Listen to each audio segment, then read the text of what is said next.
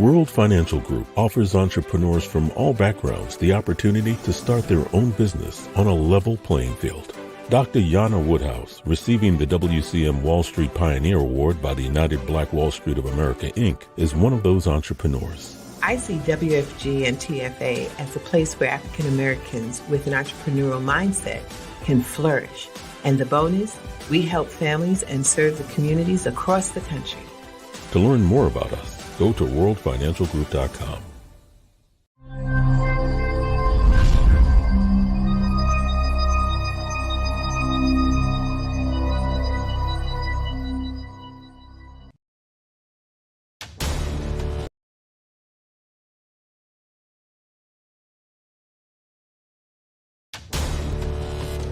We are the sons and daughters of the soul. We are resilient and forever forward-thinking. We ask for nothing else than the opportunity to live and to create the lives that we were meant to live. We want nothing but an equal chance at options and possibilities. The same possibilities and options to live out our potential as our fellow man. We want to be heard, understood, and expressive in our reality. We are the future. We are the creative. We are here.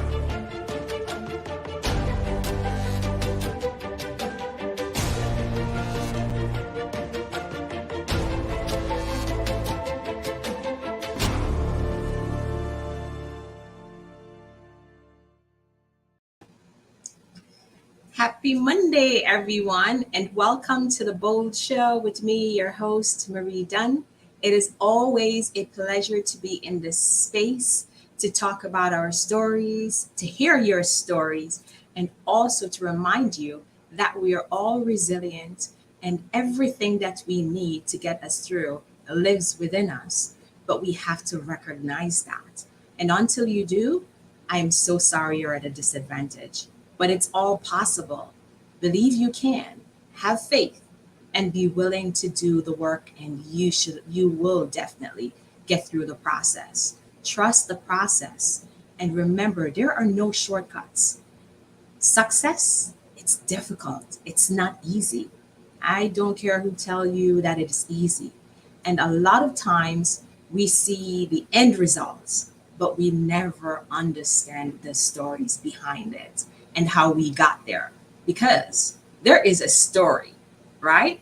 So today I'm super excited, like I always am, to sit and talk to resilient folks, to talk to folks who have an abundant mindset, to talk to folks who have faith and hope and know that it's all possible. Today, I'm here with the one and only author and advocate, Kevin Blaize. Kevin has a powerful story that's going to make you say, wow. But something so profound about this gentleman when I met him was just like really talking about that inequity in home ownership among our race. So, welcome, Kevin. It's a pleasure. Thank you for being a part of the Bold Show. Oh, thank you for having me, Maria. I really, really appreciate it. Thank you very much. It's a pleasure. So I know I gave folks the short version of who you are. Now I want you to like really take the time to introduce yourself and tell us who you are. Okay. Hello, everyone. My name is Kevin Blaize. I'm an author. I reside between Pennsylvania and Brooklyn, New York. I launched my book in April of 2021, and I've been getting some great reviews on the book, and it's been doing pretty well. I'm independent author, and I'm self-published. I'm not on any of the major sites such as Amazon or Barnes and Nobles. Everything I do is 100% independent. I distribute my own books, print my own books, and everything is 100% independent. And we're pushing hard, man. I'm trying to get the younger folks to open their eyes to the home ownership process, as well as folks who are older in age, but that weren't taught the process. I'm trying to get it for them to open their eyes also, because it's a very important part of our life and we're not being educated on it. I started writing the Homebuyers book in 2018, I want to say. 2019, I want to say. And I put it on the market last year, 2021, and we've been getting great reviews on it.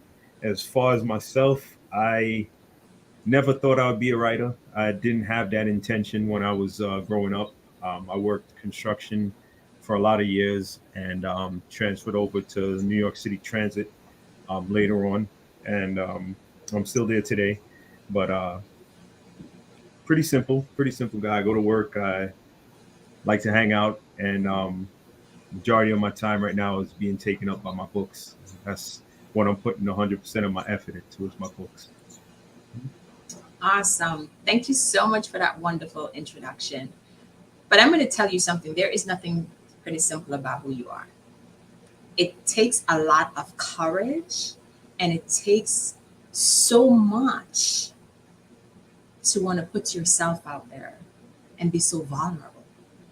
Because this is an art and we live in a society and are so judgmental. And it's so easy for us to point fingers at each other and say what we're doing and what we're not doing, and also want to tell us how to show up. Right. And you were able to rise above that. So there's nothing simple about that. Okay. Thank you. I want you to own it. And something that you said, it's a quote from you, and I'm going to read it directly because I don't want to mess it up. It says, information is power.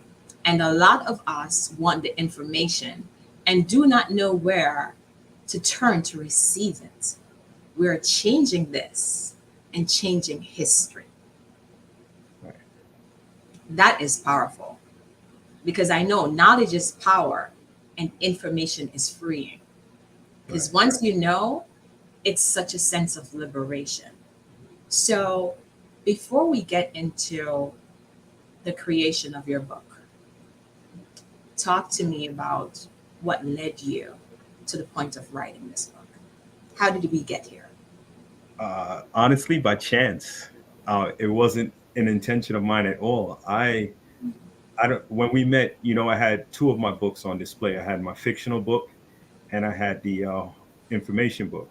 The fictional book, I signed up for a class to learn how to market the book because I didn't know anything about marketing. I just knew I had an amazing story because I had read it so many times, and I used to read a lot, so I knew I pretty much had an idea what was good and what wasn't good.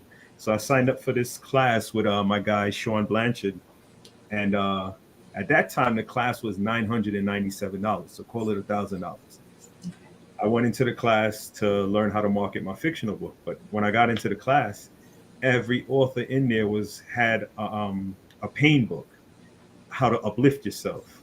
And I'm saying to myself, oh man, did I waste my $1,000? Because my book was fictional. It had nothing to do with what they were talking about in the class. And so I stuck with the first session, and he was going around to every author for them to talk about their book. And that was the first time I had pitched my book to anybody. So I made my pitch of my fictional book, and it was just silence. Like, it was a horrible pitch. You could tell that nobody was feeling my book from the way that I explained it. So I'm sitting there and I'm like, wow, damn, what am I gonna do? But the thing that kept me going was I knew I had an amazing story in that fictional book. So I stuck with the class, and as the class went on, I started to say, all right, this is no longer about the fictional book. I had an idea. I was doing credit repair at the time, so I had that experience.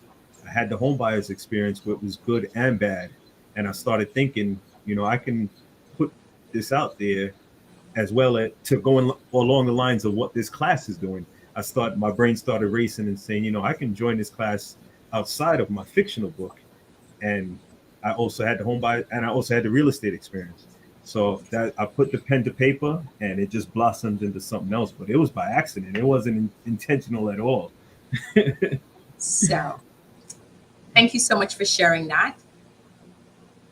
But the older me, the matured me, have come to realize that nothing is really an accident. We think it's an accident. Right. I believe in divine intervention, and I believe I don't really believe in coincidences anymore. I think that every experience that we go through in life was meant to be, because it's also preparing us for the next chapter in our lives. Agreed, 100%. Sometimes we talk about our past and we're like, we wish we could erase it. We wish we never have experienced it because it's so bad, it's so negative, and it was so overwhelming. But your past is necessary. Right, Without a past, you don't have a future. right. But it's totally up to you how you want to internalize that and how you want to move past that. That's the operative word here, moving past whatever negative experience you may have had. Because I also believe that sometimes we ask God, I'm very spiritual, pardon me if you're not. Sometimes we ask God and we sit and we're like, we pray and we ask Him for these things, whatever these things are. But then I think for me, it's a part of the process that you have to go through certain experiences because He's testing you to see if, number one, if you're ready, if you're deserving, and if you can manage that success when you get there. Right. Because if you don't have that mentality, if you don't understand what it is to want, I don't think you know how to appreciate when you have. I remember coming into this country back in 2001. I kid you not. I had $20 in my pocket. $20, I was undocumented, but I had a plan. Right. And I was going to make it work. And I never gave up. Right. I knew I had to make sacrifices and I had to work hard for what it is I want. It Right. wasn't going to come overnight. But because I had that experience initially, now I know how to appreciate the value of money, the value of my time. And we're going to have more conversation about, home ownership and what that looks like and the intricate details. But what I loved about your book, I hope everybody can see it, right? Black in America, 18 to 40 years and still no house. Why is it taking us so long? I love the simplicity of this book. When I started reading it, I was like, where was this book when I was trying to buy my house? I wish I had this book. I've heard that so many times. It's like literally, you took away the jargon from it to make it so simple so we could understand it. Right. It was so easy for me to digest the information in here. And you walked us through from the pre-approval process up to the closing. Right. Tell me, what was that like? And you mentioned earlier that you have experience in real estate. So talk to me about how you gathered all this information, how long was the process, and what did that feel like for you? Well, basically everything was experience, personal experience. Going to several closings that I was involved in for my own purchases, signing several contracts, sitting in on purchases that others have made, closing certain deals when I was renting apartments as an agent. It's pretty much all experience. And I was able to simplify it because it's not difficult. It's just that nobody's teaching it to us. So after you purchase the first one and you sit back, you realize that it's not as difficult. It's just that you didn't know. So I was able to simplify it because I realized that it's not that difficult. It's not as difficult as some make it out to seem. And once it's taught to us, we master everything that's taught to us. But the thing is, nobody's teaching it to us. If you can read what I put in that book, you'll be able to master it. And that's the thing. You know the saying that I don't want to mess up the quote, but put something in a book if they don't want us to learn about it. If you read my book, it would be plain as day. You would realize it's not as simple. You formulate a plan and you can execute. But the way I was able to simplify it was because of experiences, both good and bad. Awesome. So, in preparation for this conversation today, I was curious as well, and I know that there is such a wide gap between home ownership for folks who are Caucasian as opposed to our Black and Brown communities, right? Yeah. And I went to USA Facts, and they published this data back in July of 2020. And I was just like blown away when I saw the stats, because basically what they're saying, Americans was 73.3% compared White. to 42.1 Black. Yeah, Caucasian Americans, 73%. Yeah. Yeah, Mhm. and the Hispanic, and only 42.1% of Black Americans actually own property. Right. Right. It probably had the same effect on you that it had on me when I found out our average age to buy our first house was 48 years old as of 2018. That, and I had already started writing the book when I found that stat out. I happened to be on YouTube, and the I don't want to misquote the name, but it's the Real Estate Agency of America, and he was talking about Black ownership, and he mentioned that stat, and I was blown away. I was like 48 years old. I included it in the book where I talk about when my father was 48 years old. He was already a grandfather, and you you can get such a head start the earlier you purchase a house. So I understand 100% what you're saying about that stat blowing you away. Um, when I think about Blacks in general, Mhm. or colored folks, and so I'm a social worker. I work Right. in child welfare, and I remember going into lower income housing to do home visits and stuff like that. And I remember saying to myself, I was like totally blown away the very first time I did that as an immigrant coming into this country.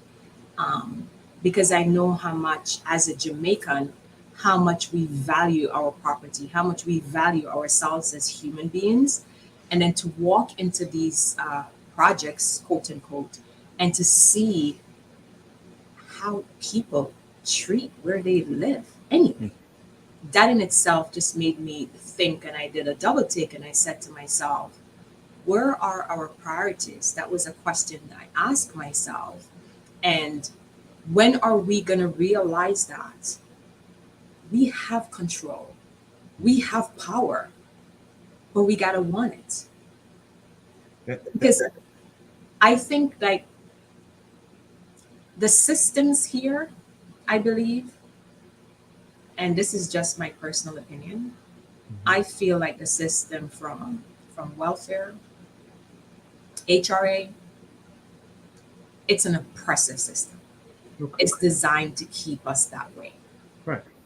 100%. The projects itself, Yes. it was a project and it worked. Yeah. You know, because in America we weren't always this way. Right after slavery, we built towns, we built cities, we had our own banks, we had our own insurance companies, we had property, we had land, we had farmers. And this is right after slavery. Some of these owners of these things couldn't even write English properly. They couldn't read English. But what happened was in the 60s, we got integrated into their school system.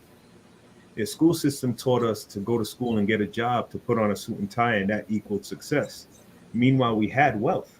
So we're abandoning our wealth for the suit and tie because now that's told to us that that's success. Go to school and get a job. They left out buy houses, own property, open businesses, land. They left those wealth building situations. They left those out in the go to school and get a job. So you had people leaving the South, leaving land, leaving property to the big city dream, suit and tie, and equal success. So we own more houses in the 60s than we do today. If you think about it, it's crazy. How could in the 60s we didn't have any discrimination laws protecting us? We didn't have any housing laws protecting us. So how did the people that didn't have those things, not too far removed from slavery, wasn't quote unquote educated, how were we building those cities and towns? No political help. So we were on the way up, and we got integrated, stopped, started going back down. So it's by design. It's 100% by design.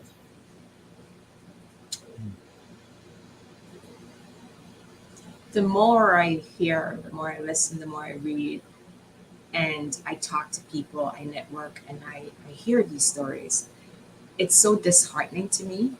And then it goes right back to our conversation today about knowledge and about information. But we have to want that.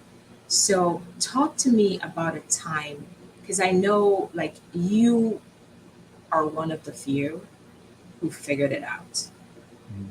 right? And recognize that you don't want to be a part of this design and you don't Right. have to be a part of this design.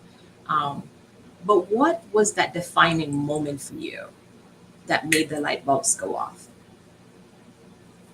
It made the light bulb go off. Yeah. It it had to be one of my coworkers got injured on the job, and he broke his wrist, and the boss brought him back to work and promised him if he didn't just don't sue me, you're gonna have a job. He didn't sue the boss. He brought him back to work when he healed up, and fired him 90 days later, laid him off 90 days later. Because after the 90 days, you can lay them off. So he tricked him into not suing him, kept him for the 90 days. Once the 90 days was over, he got rid of him. At that point, I realized that you can't let anybody control your life like that. You you did him a favor because you got injured. You could have gotten a hefty check for the way that you got injured, but you trusted him, and he totally betrayed you. So from that point on, I said I have to be in control of my own destiny. Like I'm never gonna put my faith in a boss or a job's hands. If I can't make it work for myself, I have to figure out a way to make it work.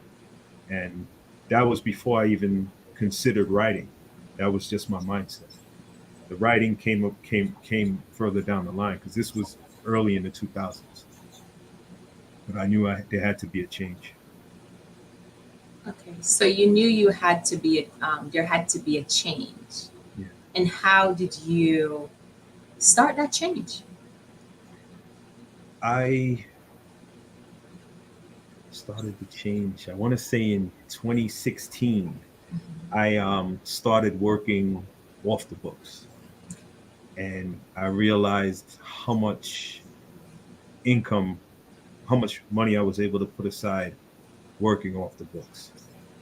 I was working on the books also, but I was doing extra off the books. And when I realized the amount of income I was able to put aside, I realized that just working for one job or working for a person is never going to get you to the position that you want to be in. And that was 2016 that I started that process. And that was after I penned my first book.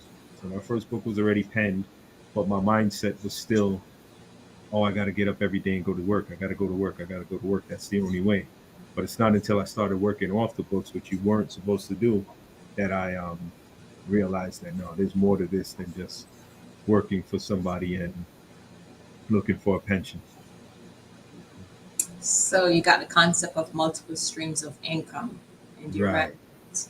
I All read right. it. So I'm going to take you back to uh, initially your introduction and talking about the fact that you're an independent author and you literally control every aspect of your book. Your book is not even an Amazon.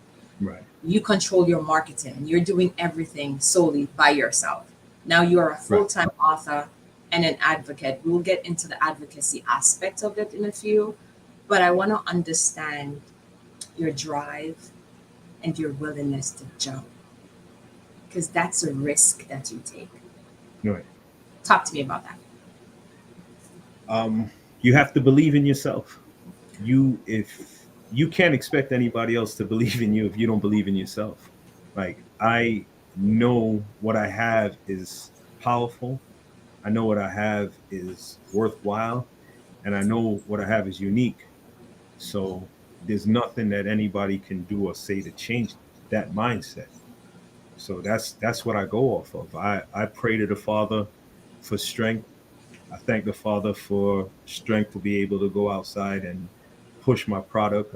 I thank the Father for having given me the courage to go and stand out in front of people, because it's 1,000 no's to one yes. But that one yes is worth it. You know, people walk right by you like if they don't even see you, but that one yes is worth it. And I thank the Father. Like I a friend of mine says, she says, pray and push. That's that's what I do. That's what I do. You pray and you push. What does a typical day look like for you? I would get up maybe between 7 and 8, and I would post my ads from the night before, because I prep them the night before. So probably between 8 and 9, I would put the ads on my multiple pages that I have, and then I would get ready to go out on the street and push my books until about 2 in the afternoon. 2 in the afternoon, I would go back home and get ready to go to my 3 to 11 shift. Your 3 to 11 shift, where is that? That's with transit. That's with transit? Yeah, Got it. So you have a very long day altogether. every day. There's no short days. Every day. You push and you pray. Yeah. I'm so happy to hear that. And that's like music to my ears, because it's also a reminder that nothing in life worthwhile is easy.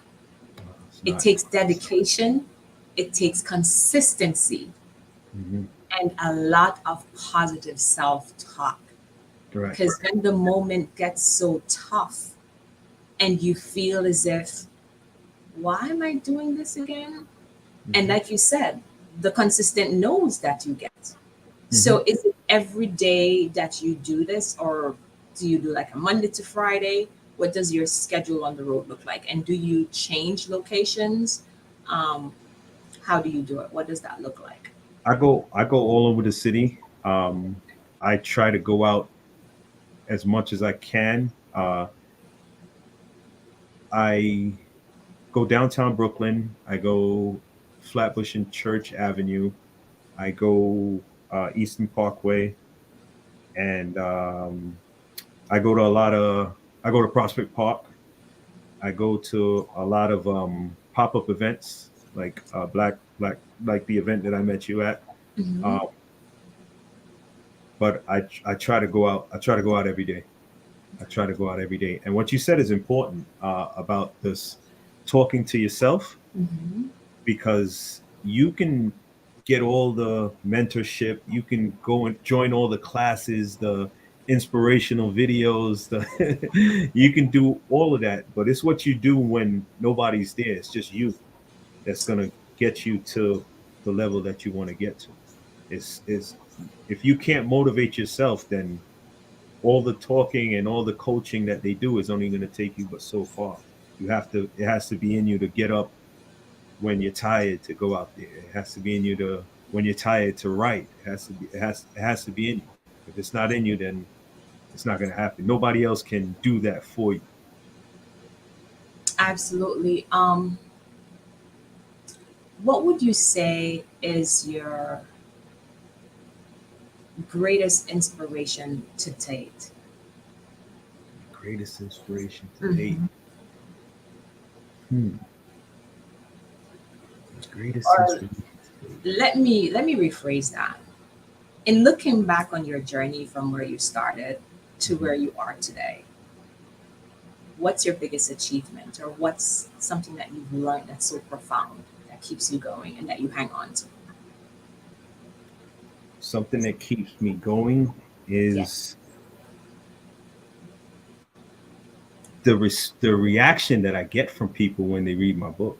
Like that it not only that, when they see my book, the reaction that they get that I get, that people give when they see my book, that definitely encourages me. The responses, the reviews that I get, that encourages me. Like I've gotten so many reviews and so many responses, and it never gets old.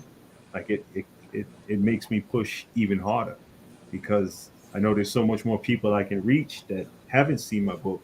But that's the motivating, something that I go to for motivation, is the responses that I have gotten.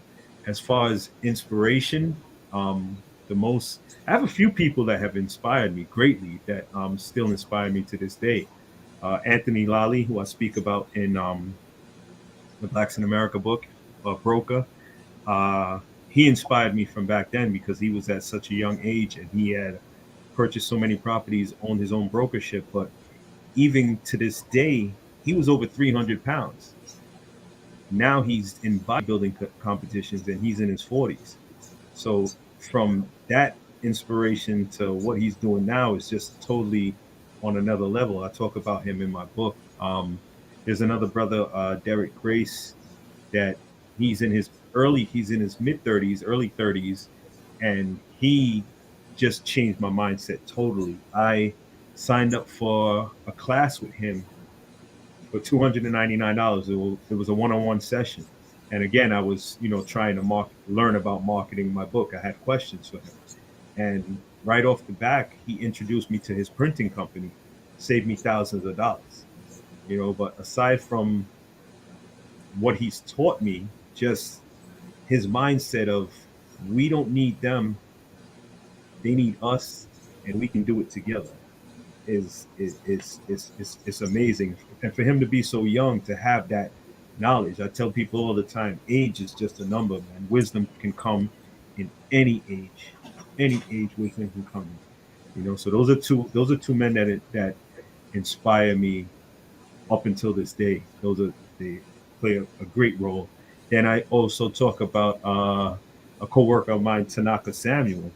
He's the first person that put into my mind to go and try to get an extra property to try to become a landlord. He's the first person that put it in my mind when I was young in the trade. So I've had people that I've been around and interacted with that to this day inspire me. Wow, that's profound. And I hear that you're saying it's so important for us to stay grounded. Yeah. It's so important for us to recognize that we got to make sacrifices, Mhm. and we have to keep faith and hope alive, and Right. keep praying and just keep pushing, because it will Keep pushing. happen. Um, can you describe or just tell me about a time when you felt that you wanted to give up, or it was just too much, and you were like, what is my next step? How were you able to get through that moment? And tell me about that moment. When it came to the writing, Just in that general, just in general, that I wanted to give anything up. that pops out. I can't really recall a moment when I wanted to give up. You, I have mouths depending on me, so giving up is not an option. Like it's not even a thought to give up, because when you have people depending on you, what are you going to give up? You're going to turn to them and say, I'm sorry, we can't. It can't happen. It's not gonna go on. It's not an option. Giving up was never an option. How about moments of doubt, or moments when you feel like I'm busting my ass, I'm doing all of this, and probably even like days when you're on the streets trying to sell books, and you probably make one sale, or I don't know Right. if you have days where you don't make any sales. What does that feel like to you, and how Oh, do that you that happens often. You get out there and people give you discouraging words, or but you can't dwell on it. Like it happens because doubt happens, but you can't let it consume you. You have to be able to brush it off, and then you think back to what I do is I think back to the positive. Like I've had people leave me $40 tips. I've had people leave me $30 tips. So with that moment of doubt, like if somebody says something that is negative, or I get a negative thought, because you're out there, you're entertaining energy. So it's negative thoughts are gonna happen because of the energy that's surrounding you, especially if you're in a negative environment. There's times I'm out there and I'm with my books and fights are breaking out. Police are chasing people. Like if you're in an environment where sometimes there's negativity around you, doubt is going to creep in. But I have to focus on the positive that I've done, and the positive that I know I can achieve, and what the end goal is. That's what I focus on. I don't let. So I think we just lost our guest. Just picking up from where he left off, he was basically saying that he doesn't. Oh, I think I lost you for a second. Oh, I was still hearing you. Oh, you're still hearing me? Yeah. Okay. I was hearing you. All right. Sorry, you'll have to repeat what you just said if you don't mind. What was the last thing you heard? Do you remember? What was the last thing you heard me say? That's so bad. That is so bad. I think you asked when doubt creeps in. When doubt creeps in, and you were Right. saying you focus on the positive, not the negative. Right. When there's so much negative energy around you, yeah. Right. There's so much negative energy around. Doubt is gonna creep in. It's gonna creep in. You hear snide remarks. You hear people that doubt themselves, and they try to push that doubt on you.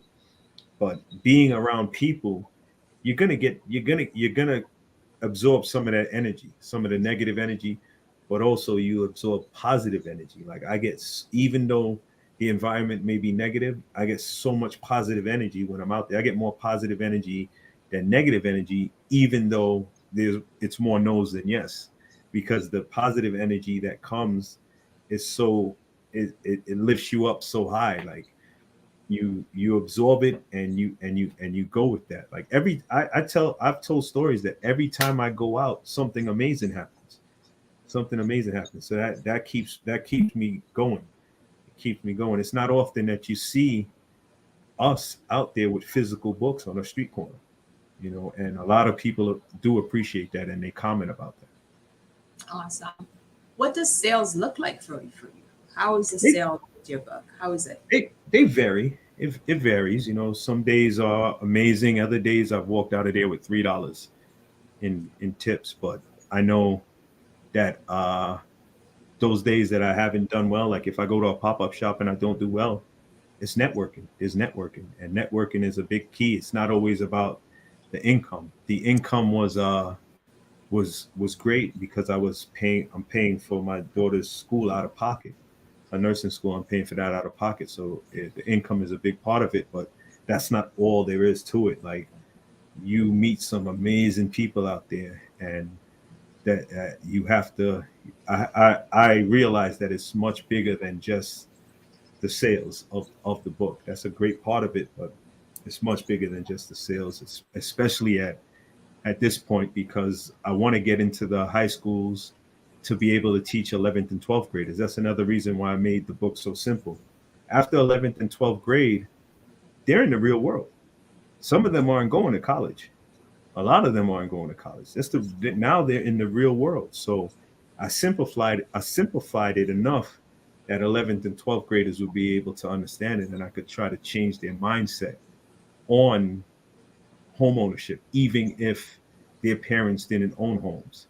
Even if their parents own a home and never taught it to them. If I can get into those schools and start to talk to them, they don't need their parents' guidance on it because they have this book now. Now they may know more than their parents ever knew. They may purchase before their parents. They can teach their parents now. So it's become a bigger mission than just the book. It's become this information has to get out there because it's detrimental. If you remember, I talk in the book about $2,000 a month rent being $48,000 in 2 years. 2 years, yeah.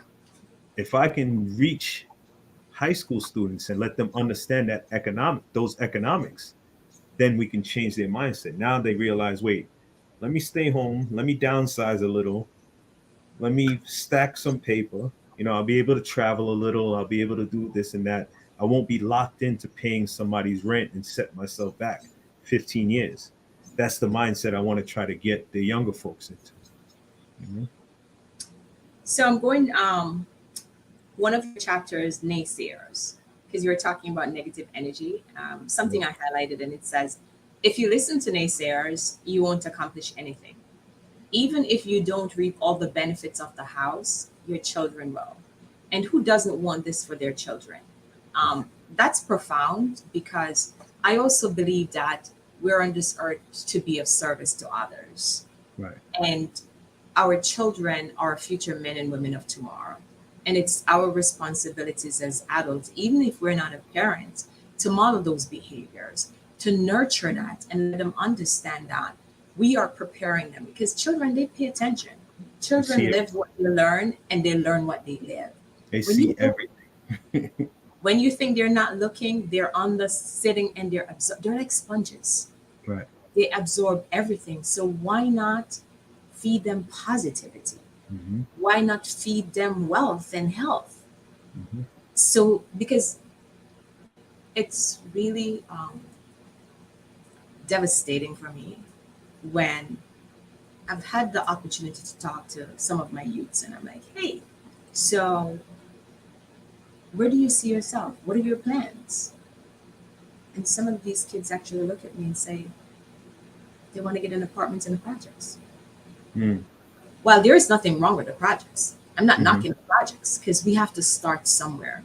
And I Right. think this is like so important for me to underscore here, that at some point in our life, we may hit rock bottom. At Right. some point in our life, we're going to have a difficult patch. At some point in our life, we're going to have to accept help. But Right. when do we just settle for that's it?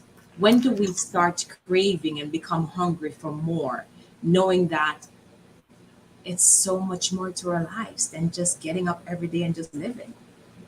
It has to come from within, because you're a product of your mindset. You're not a product of your environment. If your mindset is I want better, then you're going to get around people that are going to show you better.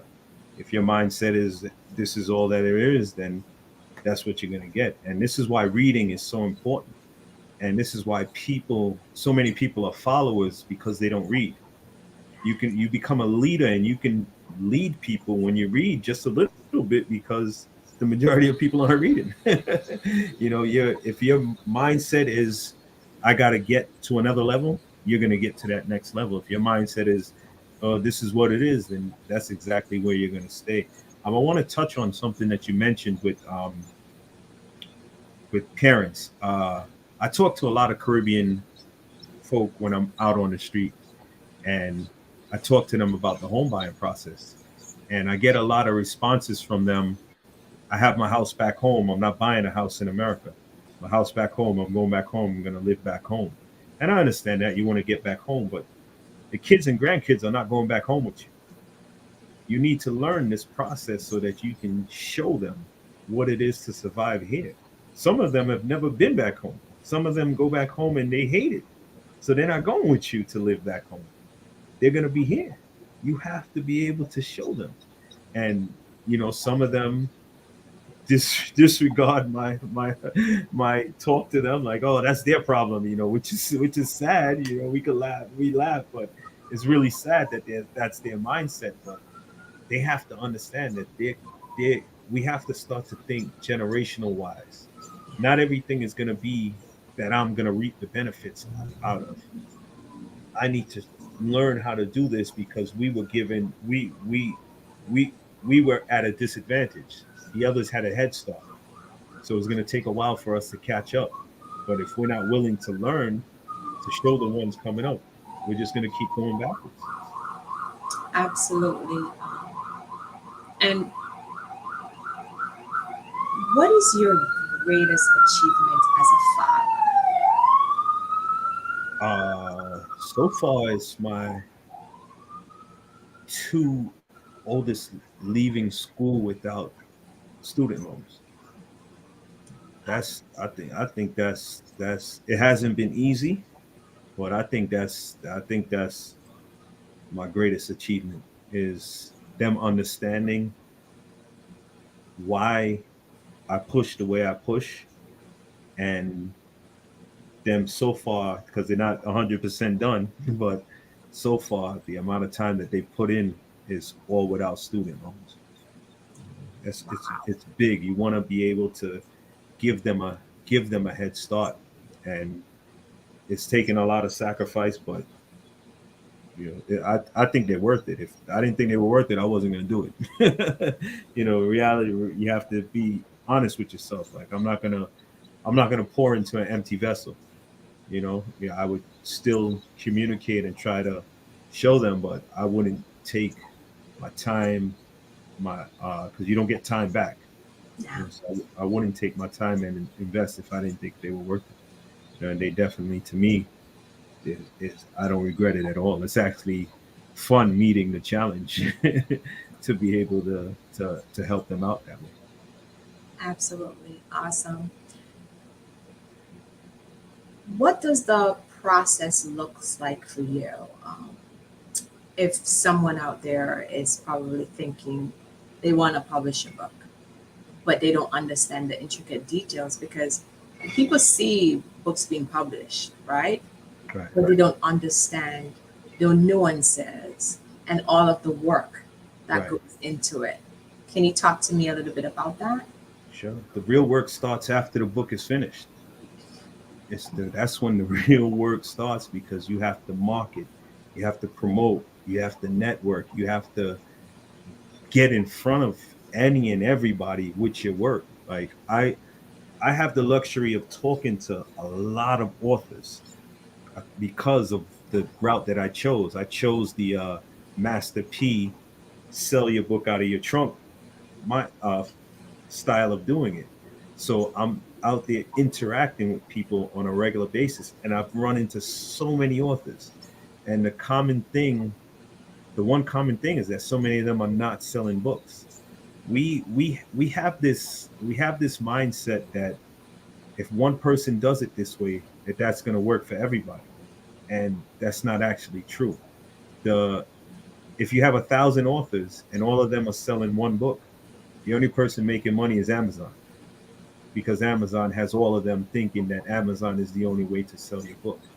And I run into so many authors that are complaining that they're not selling their book. So many authors may have given up because they have a beautiful story, but they're not selling any books, and they think that that's the only way. My editor, I went through three editors. No, I went, yeah, my third editor. She doesn't edit anymore, but she's actually teaching the self-publishing process now. So I can give her information for if you wanted to share it with up and coming authors. She's amazing. I'm disappointed that she's not editing anymore, because I have some stuff coming and it took me a while to find a proper editor. But she has a program from beginning to end that she's teaching the self-publish publish method. And then I also have a book coming out that's teaching self-published authors what to be aware of with publishing companies, because there are a lot of publishing companies that are taking advantage of self-publishing authors. So that's going to be a short ebook with personal experiences that I went through, what to look out for, and especially if you're trying to do it on your own. So you have to give it 100%. If you're not going to give it 100%, then this is not something for the lighthearted. It's not something for people that think that it's just going to happen. You have to make it happen. You have to make it. Love that. You got to make it happen. Um, I also checked out your YouTube page, and you basically talked about like your goal is to give back to our youths. Oh, yeah. Tell me what that is looking like for you already, and where do you see yourself a year from now as an advocate? Uh, and that again wasn't the intention when I started writing. Like it's blossomed into something so much bigger than I thought. I just knew I had an amazing story, but in going out there, being invited to schools, talking to youth, I realized that it's much bigger than my book. We're talking about my fictional book now. I went to a school in Georgia. I was invited out to a school in Georgia, and I'm talking to the students about my fictional book, and we're talking about the Marvel movies. And like three-quarters of the class had seen the Marvel movie. We were discussing if we liked it or not. It was a Spider-Man movie. None of the students in the class knew that Spider-Man started as a comic book. They knew who Stan Lee was. They knew who the Spider-Man movies were. They didn't know that it started as a comic book. When I went to teach that class, Spider-Man had made $847 million at that time. So I asked them, who would like to make $847 million? Everybody put their hands up. Why aren't our youth being taught creative writing? It's a market that we're locked out of. We go, there's three C's. There's the consumer, the content, and the creator. The content comes from the creator, and both of those are pushed to the consumer for the consumer to consume. We're on the consumer end of it. We love to go to the movies. We love to buy the popcorn. We love to buy the soda. We love to sit on the couch. We love to stream the Disney shows. We stream on YouTube, Hulu, Netflix. Those are all winning because they have content. So why are we just consumers? Like, who has a more creative mind than a 12-year-old? Who has more creativity than us? Who has a more creative mind than a 10, 11, 12-year-old? Why aren't they being taught to creatively write? It's $1 trillion industry. The Marvel movies have made 25 billion on their movies alone. That's just Marvel. So you throw all the other movies in there from one book, you could get a prequel, a sequel, a trilogy, a TV show, merchandise, plays. Like, the list goes on and on. When they come into our neighborhoods and they film movies and TV shows, you only see them. You don't see us on the production team. Cameramen, sound systems. Like, there's a whole market out there that we haven't even begun to scratch the surface.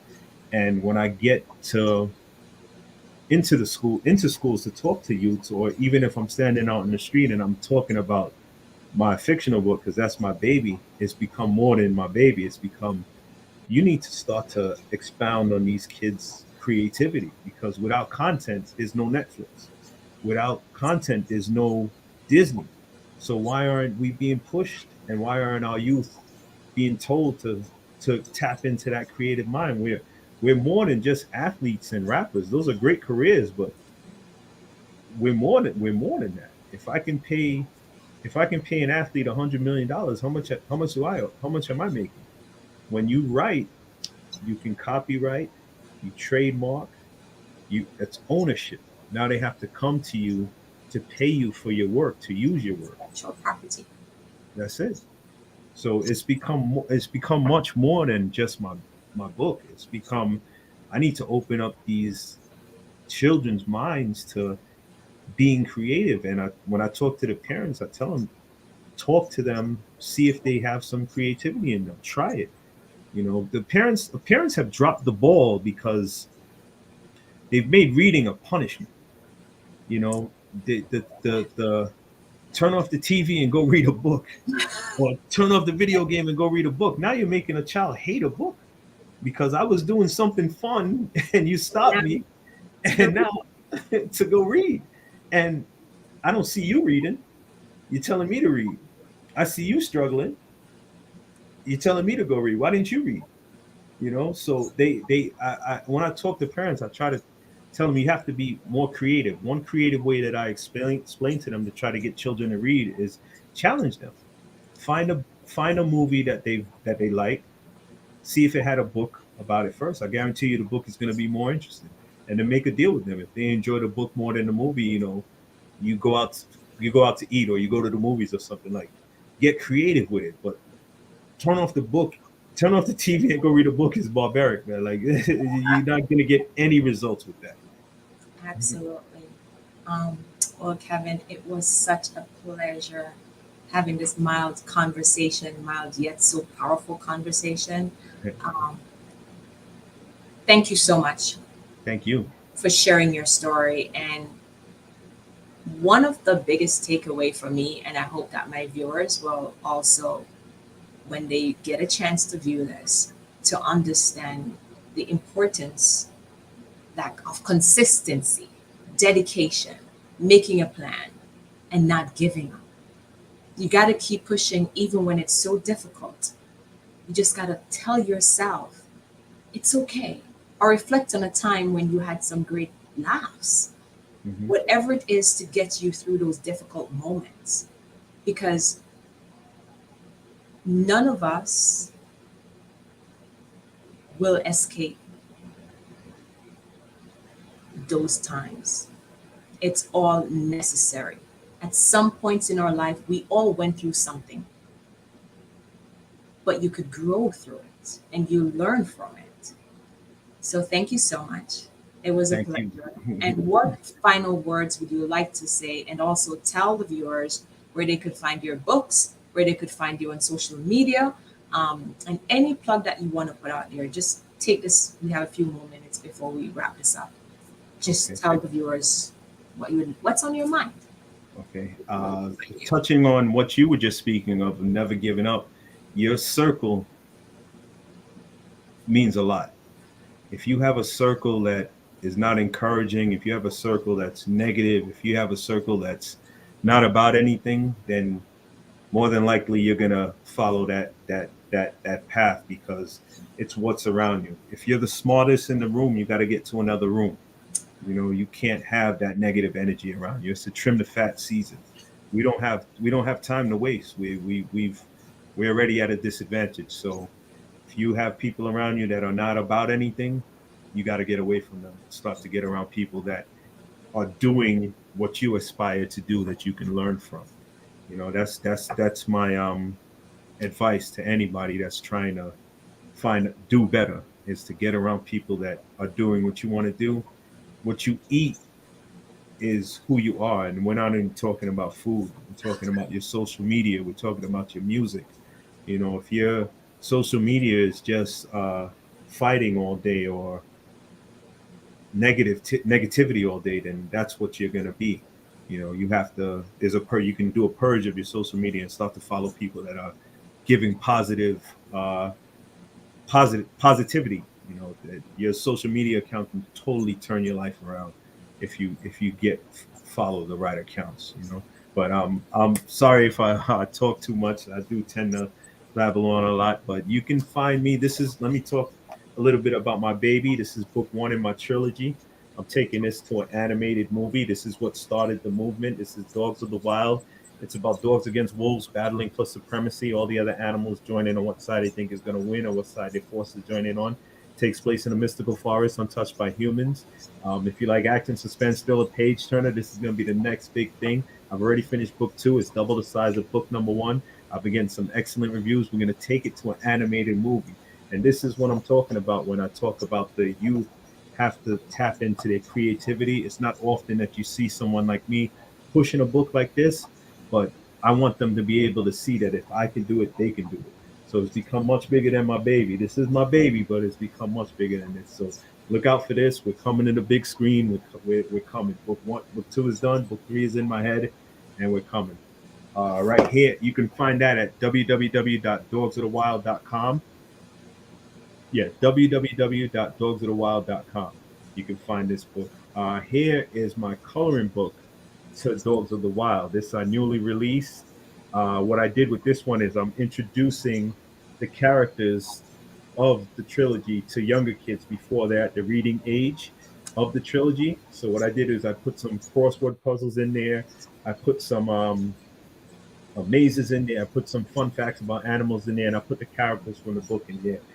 My illustrator, Derwin Graphics, hooked me up with an amazing coloring book. He hooked me up with some awesome illustrations in here. And this is also on the same website, so you can check that out. My ebook is on there also. And then here is the home buyer's book. You can find at www.18-48.com. But everything is done by me, self-published, independent author, and we're going to the top. I really appreciate you having me on. Thank you very much. It was a pleasure. And good night, everyone. Thank you all so much. Have yourselves an amazing rest of the day and week on purpose. I'll see you next week. Bye. We are the sons and daughters of the soul. We are resilient and forever forward thinking. We ask for nothing else than the opportunity to live and to create the lives that we were meant to live. We want nothing but an equal chance at options and possibilities.